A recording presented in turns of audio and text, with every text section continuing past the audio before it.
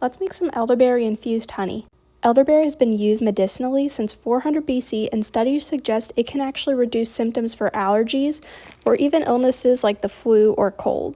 I don't share this kind of stuff without doing some research first, and one article in particular I read showed that in a group that had the cold, one side had received the elderberry, the other a placebo. The group that was actually receiving the elderberry had less symptoms, it was a lot less severe, and they were not sick as long. Our next ingredient is honey, and it's been used medicinally for over 8,000 years. In this instance, we're going to be taking advantage of the honey's anti-inflammatory properties and its cough-suppressing properties. My mother-in-law actually gave me this local honey, which is perfect.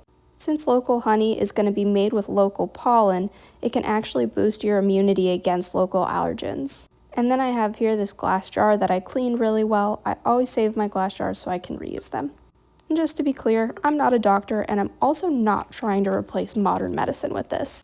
I do think that this will be a really good natural remedy that I can use in addition to any treatment plan that I'm giving my family for whatever they might have. I'm adding here 2/3 cups of these dried elderberries.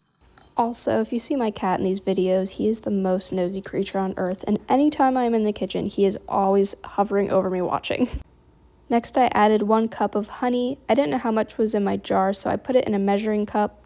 Turned out I had exactly 1 cup, so once I finished pouring that in, I just turned the jar upside down into my new jar here. That way all the excess could just drain in rather than go to waste. And last but not least, I'm adding in 1 stick of cinnamon. I probably should have done this earlier on, but I completely forgot, so we're just going to add that in now quick. The next part is important. You want to let this sit in a closet or somewhere at room temperature for about a week. It's important to let this sit for a little while so that way the berries can infuse with your honey. And make sure every day you turn it over. After you've let this set for at least 1 week, you can put your jar in warm water to soften up your honey.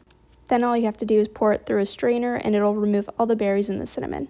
If you're interested in seeing how this turns out, subscribe to my channel and I'll make sure to post a part 2 next week.